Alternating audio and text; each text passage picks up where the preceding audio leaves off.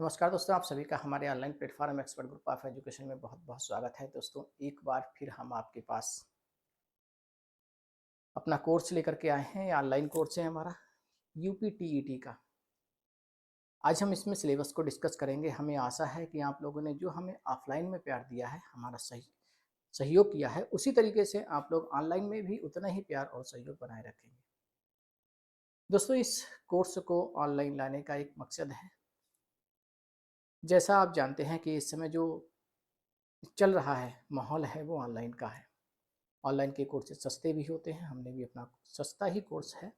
अगर आप हमसे ऑनलाइन कोर्स लेना चाहते हैं तो हमारा एक्सपर्ट ग्रुप ऑफ एजुकेशन, आप लिखना expert group of education play store में लिखेंगे और स्टूडेंट लॉगिन पर जा करके आप उसको लॉगिन करेंगे, आपको कोर्सेज वहाँ से मिल जाएगा।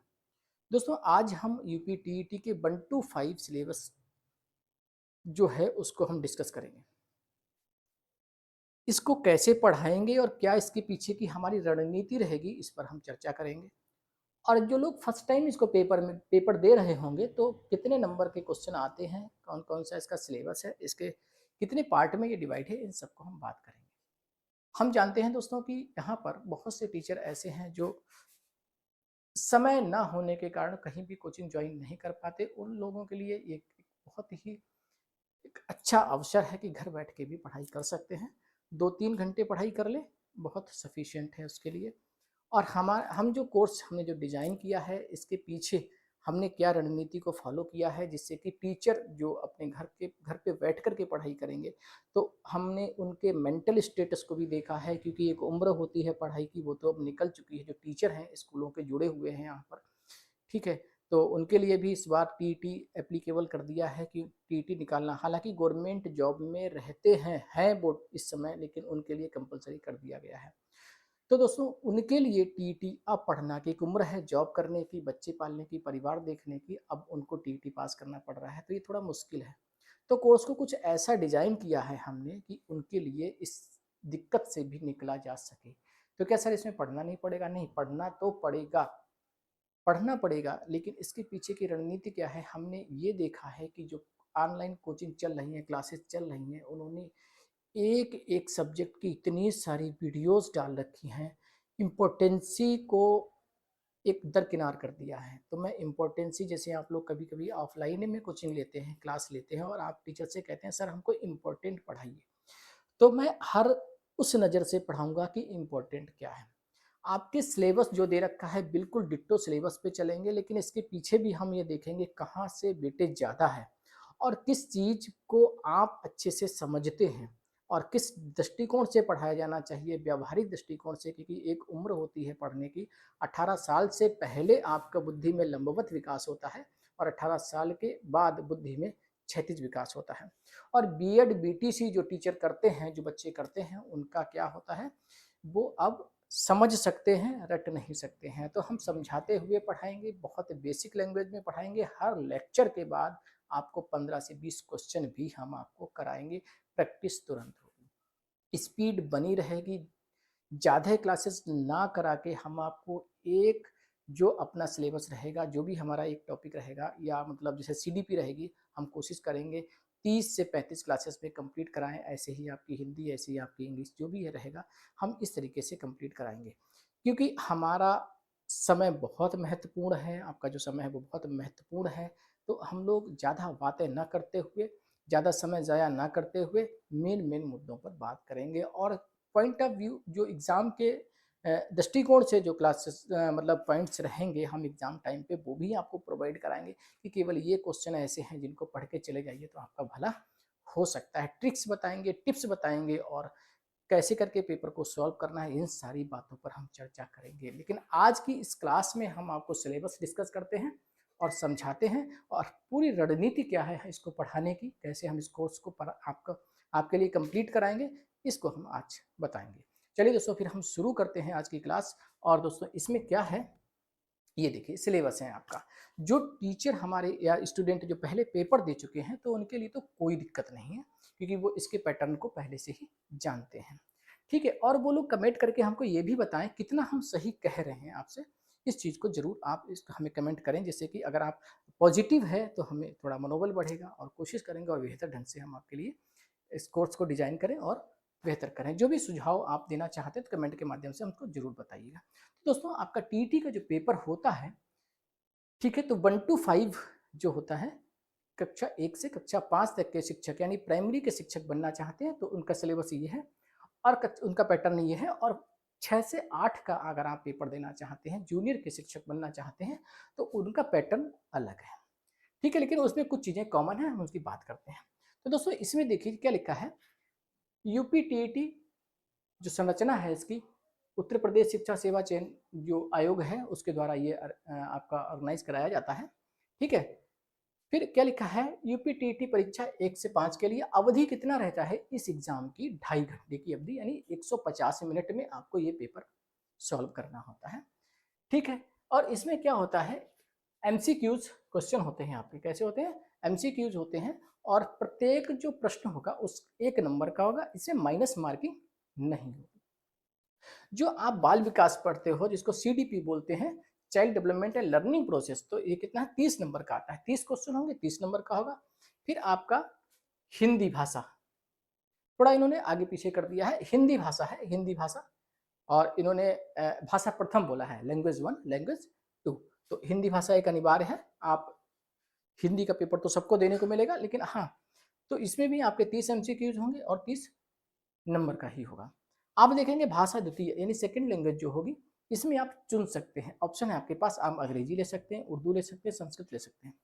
आप इन भाषाओं में से कोई एक भाषा ले सकते हैं, लेकिन एक बात ध्यान रखिए इस चीज को कि इसमें ऐसा कहीं नहीं लिखा है कि उर्दू कौन लेगा, अंग्रेजी कौन लेगा, संस्कृत कौन लेगा, तो इसमें ऐसा कुछ नहीं है। अंग्रेजी आपको अच्छी लगती है तो अंग्रेजी भाषा ले लीजिए, उर्दू भाषी है तो उर्दू ले लीजिए, संस्कृत आपको अच्छी लगती है संस्कृत ले लीजिए, ठीक है। गणित आपको एक अनिवार्य है, एक अनिवार्य विषय है गणित, आप ले लीजिए, ये गणित है आपके लिए। फिर इसके बाद है आपका पर्यावरण, जिसको हम लोग ईवीएस बोल देते हैं। ये पर्यावरण आपको पढ़ना कहाँ से है ये भी हम आपको बताएंगे, जहाँ से सबसे ज़्यादा वेटेज रहेगा एग्जाम में आने का, क्योंकि कुछ तो इनके पीछे जो इनकी बुक्सेज हैं SCERT की वहाँ से आता है, उसको ज़्यादा आप फॉलो करें, SCERT और NCERT को वहाँ से आता है, ठीक है। कैसे पढ़ना है, हम आपको कम से कम लेक्चर में अधिक से अधिक पढ़ाई कराएंगे, नोट्स आपके प्रॉपर बने हुए हैं, PDF नोट्स आपको मिलेगी और पैनल PDF आपको मिलेगा। दोस्तों आप इसके बाद, ये तो रहा सिलेबस, ये देखिए अगर आप जोड़ेंगे तो 30-30 150 नंबर का 150 क्वेश्चन हो जाएंगे और 150 अंक हो जाएंगे, 150 क्वेश्चन 150 अंक, ये तो रहा इसका एक पैटर्न एग्जाम का। आगे चलते हैं, इसको देखिए, ये है आपका सिलेबस। तो सबसे पहले जो सिलेबस हम डिस्कस कर रहे हैं आपका बाल विकास का है, बाल विकास और शिक्षण विधियों का, ठीक है। और ये एक ऐसा पोर्शन है बाल विकास का कि आपके पूरे एग्जाम में, पूरे पेपर में, चाहे वो आपका हिंदी हो, चाहे उसमें अंग्रेजी हो, चाहे आपका मैथमेटिक्स हो, चाहे आपका ईवीएस हो, हर एक में इसके क्वेश्चन मिलेंगे। क्योंकि जब हम लोग हिंदी को पढ़ते हैं या इंग्लिश को पढ़ते हैं, लैंग्वेज बोलते हैं ना, लैंग्वेज लैंग्वेज भाषा विकास के सिद्धांत पढ़िए, तो अगर आपका सीडीपी मजबूत है, सीडीपी मजबूत है, तो ये सब्जेक्ट भी अच्छे से आप स्कोर कर पाएंगे, क्योंकि वहाँ पर जो पेडागोजी जो बोलते हैं हम, जिसको बोलते हैं शिक्षण, वो शिक्षण जो होता है वो सीडीपी से टच में चलता है।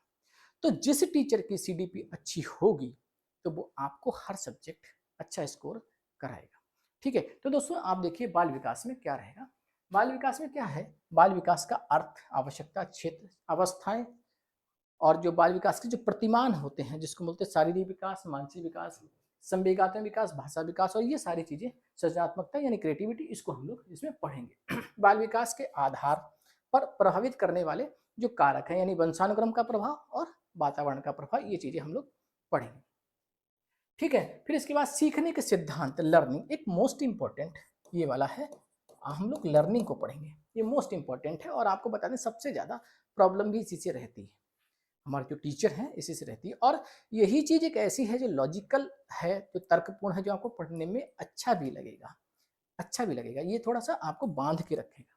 तो क्या है अधिगम, क्या है, जो लर्निंग है उसको मनोविज्ञान की भाषा में लर्निंग अधिगम बोलते हैं, और वैसे हम लोग उसको सीखना बोल सकते हैं। तो अधिगम कैसे प्रभावशाली होता है, यानी अधिगम की जो प्रभावशाली विधियां हैं, फिर इसके बाद अधिगम के कुछ नियम पढ़ेंगे, जिसमें थार्नडाइक को पढ़ेंगे, ठीक है। तो थार्नडाइक का जो बिल्ली वाला प्रयास और त्रुटि का नियम है, संबंधवाद का सिद्धांत, उसको हम इसमें पढ़ेंगे। और इसका अधिगम के प्रमुख सिद्धांत है, देखो इसमें लिखा है कौन कौन से हैं, जैसे थार्नडाइक का है, फिर इसका आपका प्रयास त्रुटि, ठीक है। और यहाँ पर देखो पेवलॉव का सिद्धांत है, आप क्लासिकल थ्योरी ऑफ कंडीशनिंग, फिर आप स्किनर को पढ़ेंगे, ठीक है, फिर आप यहाँ पर क्या कोहलर को पढ़ेंगे, इंटेंसिव थ्योरी।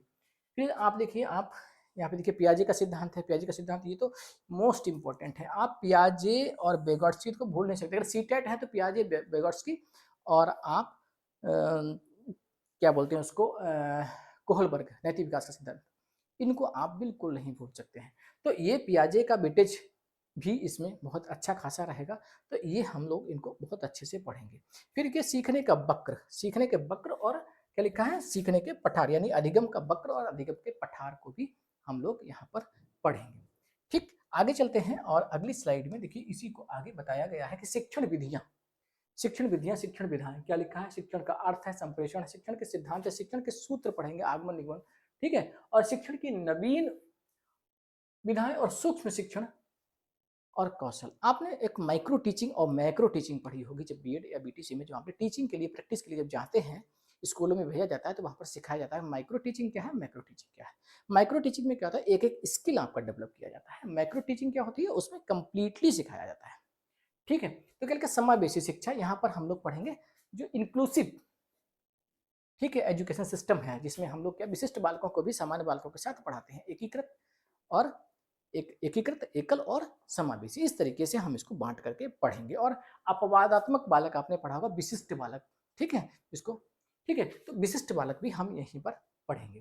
फिर इसके बाद क्या लिखा है, समावेशन के लिए आवश्यक उपकरण, टीएलएम की आवश्यकता है, टीचिंग लर्निंग मटेरियल, कि बच्चे जब हमारे पास डिफेंडम आ रहे हैं, कहीं नहीं देख पा रहे हैं या नहीं बोल पा रहे हैं, ठीक है, या चलने में दिक्कत है उनको, ठीक, तो उनके लिए कुछ टीएलएम का यूज करिए, टीचिंग लर्निंग मटेरियल। जैसे नहीं बोल पा रहे हैं तो हियरिंग एड्स उनके लिए होने चाहिए, ठीक है। और अगर सुन नहीं पा रहा है तो उसके लिए विजुअल एड्स के द्वारा आप पढ़ाइए, विजुअल जो देख करके, जिसको दृश्य सामग्री जिसको बोलते हैं, उससे पढ़ाइए। फिर इसके बाद क्या लिखा है, समावेशी बच्चों के लिए विशेष शिक्षण विधियां हैं, ब्रेल लिपि है, हमने अब जो देख नहीं पा रहा है वो ब्रेल लिपि, जो उभरी हुई लिपि होती है, जिससे उंगलियों के सेंसर से टच करके वो पढ़ेगा। मैं तेज थोड़ा स्पीड इसलिए है कि मैं समय आपका खराब नहीं करना चाहता हूं, जब लेक्चर चलेंगे तो वहां पर स्पीड हम लोग मेंटेन कर लेंगे और कोई दिक्कत किसी प्रकार की नहीं आने वाली है, ठीक है।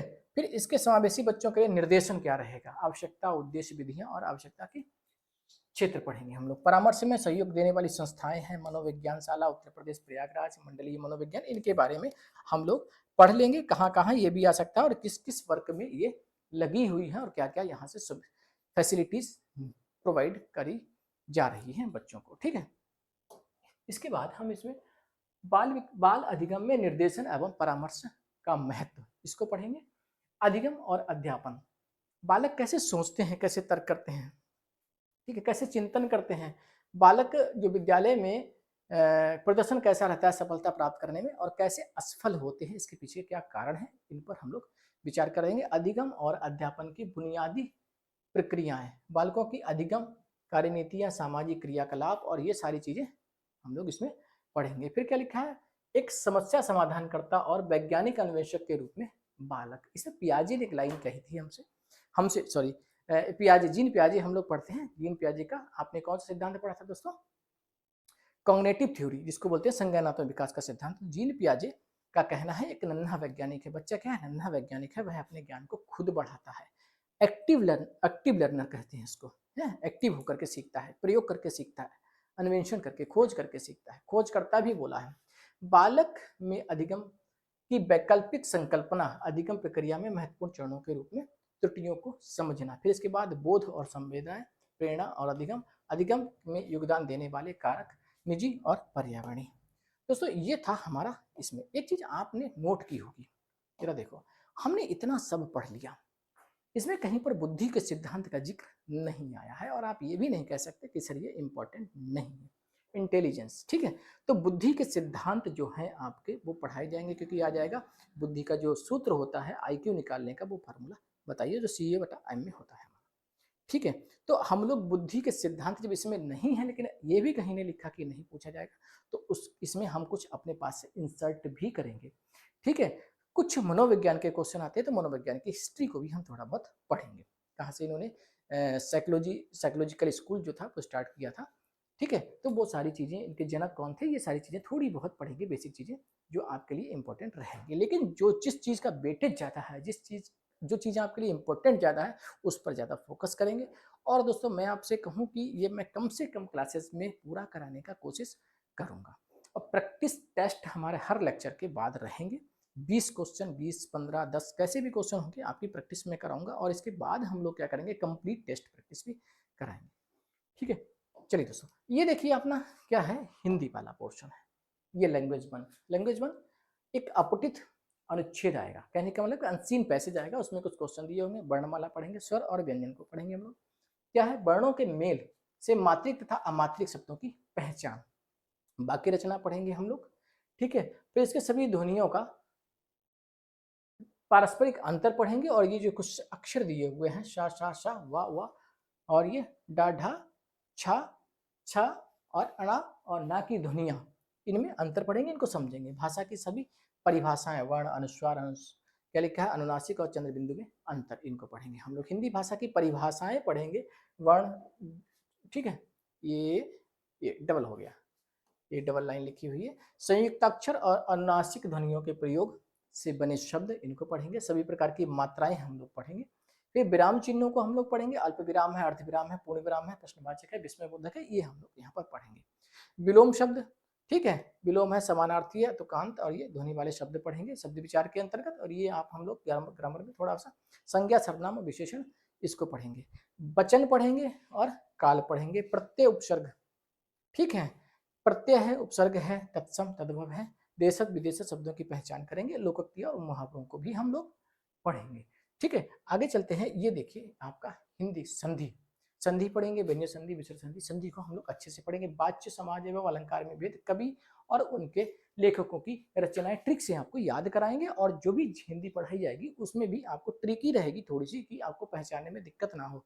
कभी कभी आप लोग ऐसा सोचते हैं ना कि ये चीज गलत हो रही है, क्यों हो रही है, तो उसको गलत करके भी बताएंगे, और वहां पे गलती क्या थी ये भी आपको समझाया जाएगा। एक क्रिटिकल थिंकर आपको बनाया जाएगा।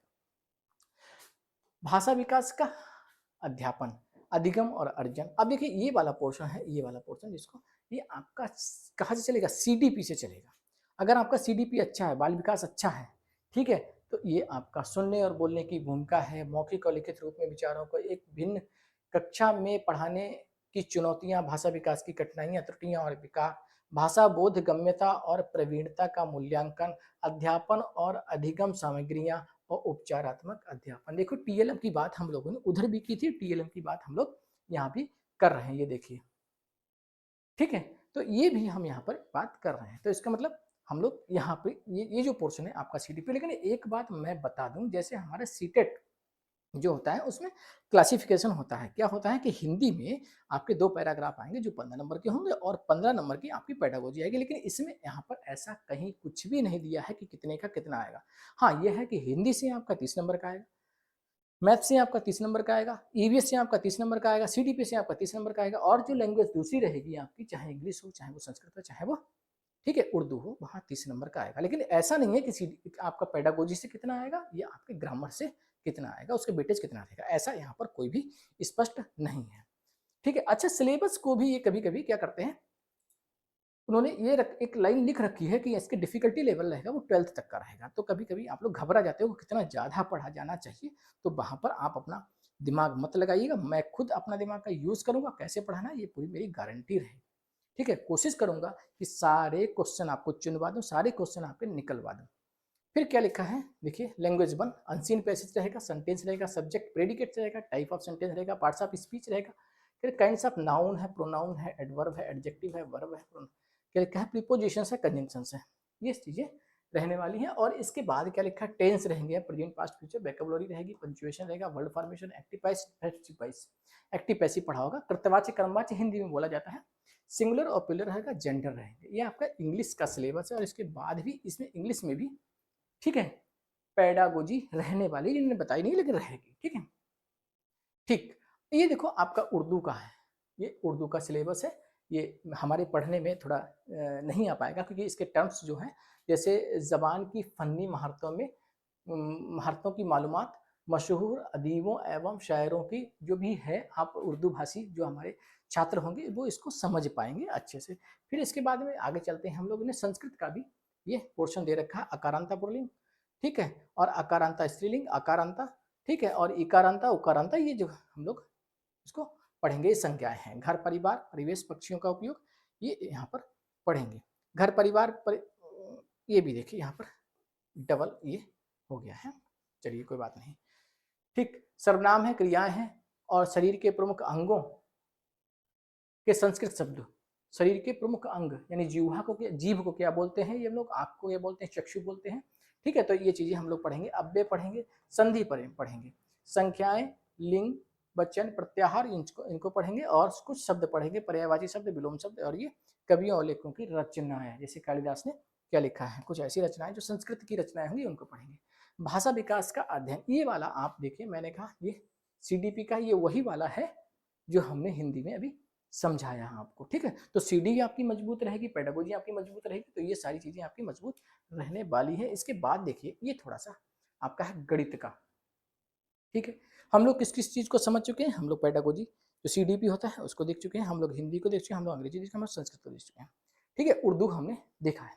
ठीक, अब हम आए हैं मैथमेटिक्स और इसके बाद हम EVS की या पर्यावरण की बात करेंगे, उसको समझेंगे। अभी सिलेबस डिस्कस कर रहे हैं, जब हम इसको पढ़ेंगे तो बहुत अच्छे से पढ़ेंगे। आप भरोसा रखिए, आप बिलीव कीजिए, गारंटी लेता हूँ। ठीक है, आपका दिल खुश हो जाएगा पढ़ के। गणित, संख्याएं एवं संख्याओं का जोड़, घटाना, गुणा, भाग, लघुत्तम, LCM और HCF हम लोग पढ़ेंगे। यहाँ पर भिन्नों का जोड़ पढ़ेंगे, दशमलव और एक एक नियम, परसेंटेज, लाभ हानि, साधारण ब्याज। मैथमेटिक्स तो जो हमारे लेडीज टीचर हैं, मैं सबकी बात नहीं कर रहा हूँ, कुछ कुछ कुछ तो लेडीज जो टीचर हैं या बच्चे हैं, गर्ल्स हैं, उनकी मैथमेटिक्स कमजोर रहती है। मैं प्रॉमिस करता हूँ, मैं वादा करता हूँ, मैथमेटिक्स में प्रॉब्लम नहीं होने दूंगा। बहुत बेसिक से लेकर के चलूंगा, हर छोटी छोटी चीज आपको काट के दिखाऊंगा, बताऊंगा, और मैं प्रॉमिस करता हूं कि मैथमेटिक्स इस बार आड़े नहीं आने दूंगा। लेकिन एक मन से आप कहते हैं ना कि विचार बना लो कि ये आपको होना ही होना है, मैथ आ ही जाएगा। और एक भरोसा बहुत बड़ी चीज होती है। जैसे मैं आपको बताऊं, आपके पड़ोस में एक डॉक्टर है, उस पर भरोसा है, और एक डॉक्टर दूर है जिस पर भरोसा नहीं है। और दूर वाला डॉक्टर चाहे 100 रुपए की गोली दे, और पड़ोस वाला डॉक्टर इस पर भरोसा है, उसकी 1 रुपए की गोली काम कर जाती है। तो दोस्तों मेरे साथ एक भरोसा बनाए रखिए, जो आपने भरोसा पहले से बना के रखा हुआ है। 100% गारंटी लेता हूँ कि जो पहले पढ़ा होगा उससे भी बहुत बेहतर हम आपकी तैयारी कराएंगे। ठीक है, क्योंकि मैथमेटिक्स में मैंने बहुत मेहनत की है, मैंने देखा है। वो साइकोलॉजी मैं पढ़ाता हूँ, साइकोलॉजी ऊपर वाले की कृपा से हमारी अच्छी है, तो साइकोलॉजिकल जो भी हमारा कोशिश रहेगी मैथमेटिक्स में, वो हम पूरी अप्लाई करेंगे। और कैसे आप सोचते हैं, हालांकि हम ऑनलाइन रहेंगे, कैसे आप सोचते हैं, कैसे आप तर्क करते हैं, मैथमेटिक्स क्यों कमजोर है, उन सारी चीज़ों पर हम बात करेंगे, और मैथमेटिक्स आपकी ईजी कराऊंगा, ये गारंटी है। ठीक है, तो एक मन से निकाल दीजिए कि मैथमेटिक्स छोड़ के चलना है। आप टीचर हैं और आपके लिए बहुत कंपलसरी कर दिया है, तो मैथमेटिक्स भी थोड़ा सा, अगर आप 30 में से 15-20 क्वेश्चन कर जाते हैं तो एक अच्छा स्कोर हो जाएगा। ठीक है, घबराइएगा नहीं। ज्यामिति, ठीक है, ये फिर धन रुपया पढ़ेंगे हम लोग। मापन पढ़ेंगे, मेजरमेंट, और परिमिति को पढ़ेंगे हम लोग। त्रिभुज है, आयतन है, कैलेंडर पढ़ेंगे यहाँ पर, और आंकड़े पढ़ेंगे। क्या लिखा है, आयतन, धारिता है, क्षेत्रफल है, रेलवे बस समय सारणी और प्रस्तुतिकरण। ठीक है, इन्होंने रेलवे बस समय सारणी की बात कर दी है, और कहीं ट्रेन वाले क्वेश्चन ना आए, चाल समय से ना आ जाए, लेकिन ऐसी कोई बात नहीं है। हम इसमें कंप्लीटली आपको पढ़ाएंगे, ट्रिक बेस पर पढ़ाएंगे सारा। ट्रिक बेस पर कैसे आपको सॉल्व करने हैं क्वेश्चन, क्योंकि अब जमाना ट्रिक का आ गया, बेसिक का जमाना खत्म हो गया है। ठीक है,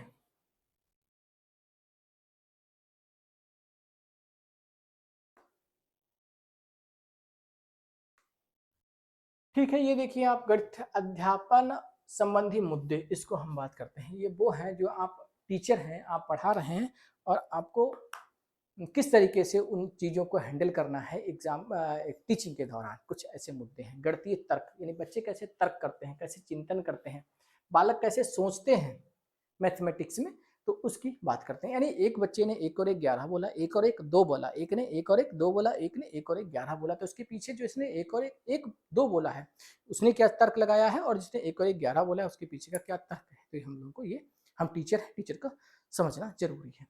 ठीक है, खेल का पाठ्यचर्या में गणित का स्थान, गणित और पाठ्यचर्या में गणित का स्थान, मैं कहूँ गणित तो जीवन में है ही है। दूध वाला दूध दे के जाता है, हिसाब किसको लगाना है, माताओं को लगाना है, बहनों को लगाना है, घर में कितना रुपया बना कितना नहीं बना। मैथमेटिक्स तो हमारे जीवन में है, और पाठ्यचर्या में तो इम्पोर्टेंट है ही है। ठीक है, और ये तो पता ही है कि टीचिंग में कितना इंपॉर्टेंट है, कैसे, क्योंकि आज गणित सबके लिए गले की हड्डी बना हुआ है। ठीक है। क्या लिखा है, गणित की भाषा, सामुदायिक गणित, अनौपचारिक और औपचारिक पद्धतियों के माध्यम से, ठीक है, मूल्यांकन। फिर क्या लिखा है, शिक्षण में समस्याएं कौन कौन सी आती हैं। जब पढ़ाते हैं तो बहुत से ऐसे मुद्दे होते हैं जो हमको हैंडल करना मुश्किल हो जाता है, तो समस्याएं हैं उनको पढ़ेंगे हम लोग, विचार करते हैं। त्रुटि विश्लेषण तथा अधिगम एवं अध्यापन के प्रासंगिक पहलू। फिर लिखा है नैदानिक एवं उपचारात्मक शिक्षण, ठीक है। तो ये हम लोग पढ़ेंगे। नैदानिक शिक्षण क्या, निदानात्मक शिक्षण, और उपचारात्मक शिक्षण क्या होता है, इसको पढ़ेंगे। इसके बाद देखिए दोस्तों, पर्यावरण अध्ययन। तो इसमें हम लोग विज्ञान, इतिहास, भूगोल, नागरिक शास्त्र एवं पर्यावरण, इनने देखो क्या किया, इनने पर्यावरण में, अच्छा एक चीज और देखिए, जो हमारा तीसरा चौथा पांचवें का जो बच्चा है, एक लाइन लिखी हुई है कि ये इस क्लास के जो बच्चे होते हैं वो अभी क्लासिफिकेशन नहीं जानते, हिस्ट्री, ज्योग्राफी, सिविक्स इसमें बांटना नहीं जानते हैं, लेकिन वो अपने जो आसपास का जो माहौल है, आसपास का जो पर्यावरण है, इसको एक समग्र रूप से समझते हैं। तो किताब का नाम भी आपने देखा होगा, हमारा परिवेश, इस तरीके से बुक है आपकी। तो उसी में हम लोग हिस्ट्री की बातें कर लेते हैं, उसी में हम लोग साइंस की बातें कर लेते हैं, उसी में हम लोग ज्योग्राफी की बातें कर लेते हैं, उसी में हम लोग नागरिक शास्त्र, सिविक्स की बातें कर लेते हैं, पॉलिटी की बातें कर लेते हैं। तो इन्होंने क्या लिखा, उसकी उससे उस चैप्टर को इस थीम में डिवाइड किया, जो थीम है इस थीम में इन्होंने इसको डिवाइड किया है। ये थीम क्या है जरा देखो, परिवार, ठीक है, परिवार से निकल के आए तो परिवार की बात करेंगे, ठीक है, उनकी क्या विशेषताएं हैं, क्या खास बातें हैं, परिवार से क्या क्या सीखा। फिर भोजन स्वास्थ्य, भोजन का प्रभाव क्या रहता है हमारे मानसिक स्तर पर, और कैसा क्या भोजन होना चाहिए। आवास, आसपास रहते कैसे आवास, हम जो पर्यावरण में तो है, कैसे कैसे आवास बने हुए, कैसे बनते हैं। पेड़ पौधों को पढ़ेंगे हम लोग, हमारा परिवेश, मेला और जल, स्थानीय पेशे से जुड़े व्यक्ति एवं व्यवसाय, ठीक है। यातायात एवं संचार, खेल एवं खेल भावना, भारत में नदियां, पहाड़, पर्वत, यातायात, ठीक है। महाद्वीप पढ़ेंगे हम लोग, महासागर पढ़ेंगे, हमारा प्रदेश, नदियां, पर्वत, पठार, वन, यातायात और संविधान, ये चीजें हम लोग पढ़ेंगे। थोड़ा संविधान इनने लिखा है, अब संविधान लिखा, संविधान, कॉन्स्टिट्यूशन, इसने ये नहीं बताया इसमें क्या पढ़ाना है, लेकिन फिर भी हम लोग बेसिक बेसिक बातें पढ़ेंगे, जैसे मौलिक अधिकार, मौलिक कर्तव्य हो गया आपका। तो ये सारी चीजें, कुछ बेसिक बातें इनको पढ़ेंगे। फिर शासन व्यवस्था, ठीक है, स्वशासन है, ग्राम पंचायत है, नगर पंचायत है, जिला पंचायत है, ये सारी चीजें पढ़े। पर्यावरण, आवश्यकता, महत्व, उपयोगिता, पर्यावरण संरक्षण, पर्यावरण के प्रति सामाजिक दायित्व। और अगर आपसे देखा जाए तो सिलेबस है ना, सिलेबस को इन्होंने जो टॉपिक दिए हैं, ये लोग टॉपिक से भी बहुत हटते हैं। मेरा एक मानना है कि सीटेट का तो फिक्स है, लेकिन टेट का कोई फिक्स नहीं है, लेकिन हाँ फिर भी मैं कोशिश करूंगा आपको बहुत बेहतर कराया जाए। आप माथापच्ची ना करके, दिमाग का दही ना करके हमारे साथ जुड़े रहिए, हम पर भरोसा रखिए, मैं गारंटी लेता हूँ आपकी तैयारी कराऊंगा, ठीक है। चलिए देखते हैं दोस्तों अगली स्लाइड में क्या है। अगली स्लाइड में क्या लिखा है, अध्यापन संबंधी मुद्दे, पर्यावरण अध्ययन की आवश्यकता और अवधारणा, क्यों पढ़ाना चाहिए पर्यावरण बच्चों को, इस पर देखेंगे।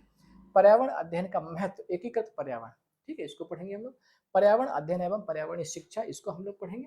अधिगम सिद्धांत, देखिए ये ले आया यहाँ पर अधिगम सिद्धांत, लर्निंग को ये पता नहीं गलत लिख दिया है, या अधिगम सिद्धांत पर्यावरण पर एप्लीकेबल करके हम लोग पढ़ेंगे, ठीक है। विज्ञान और सामाजिक विज्ञान की व्याप्ति और संबंध, यहाँ पर हम लोग अवधारणा प्रस्तुत करने में दृष्टिकोण, ठीक है, कार्य, क्रियाकलाप, प्रयोग और व्यवहारिक कार्य, चर्चा पढ़ेंगे, सतत व्यापक मूल्यांकन, शिक्षण सामग्री और उपकरण, समस्याएं, ये सारी चीजों को हम यहाँ पर डिस्कस करेंगे और पढ़ेंगे, ठीक है। और ये इन्होंने हर सब्जेक्ट में अलग अलग अलग अलग कर दिया है ना, लेकिन हम बहुत सी चीज़ों को लगभग, ये जो आपके अध्यापन संबंधी मुद्दे हैं, ये हम लोग 70% तक तो हम वहीं ले जाएंगे, CDP में ही हम लोग कवर कर लेंगे। तो घबराने वाली बात नहीं है, आपका समय ज़्यादा खराब ना हो, ठीक है, समय नहीं खराब करना है आपको। इन सब चीज़ों पर हम चर्चा करेंगे और बात करेंगे, ठीक है। 4-5-6 वीडियो में हम कंप्लीट करेंगे, ऐसा नहीं है कि आपके लिए हम इतनी सारी वीडियोज बनाएं, ठीक है। तो समय खराब नहीं करना है और बहुत तेजी से कंप्लीट करना है, प्रैक्टिस बहुत करना है, प्रैक्टिस बहुत जरूरी है, ठीक। प्रैक्टिस में हम उन्हीं क्वेश्चंस को डिस्कस करेंगे, प्रैक्टिस में उन्हीं क्वेश्चन डिस्कस करेंगे जो आपके आने वाले होंगे, जो आपके इम्पोर्टेंट होंगे। और ठीक है, और आपके लिए कुछ टेस्ट भी लगेंगे जो आप उसको खुद भी प्रैक्टिस करेंगे और स्कोर आप देखेंगे कितना आपका स्कोर बन रहा है। दोस्तों ये सिलेबस था जो हमने आज डिस्कस किया।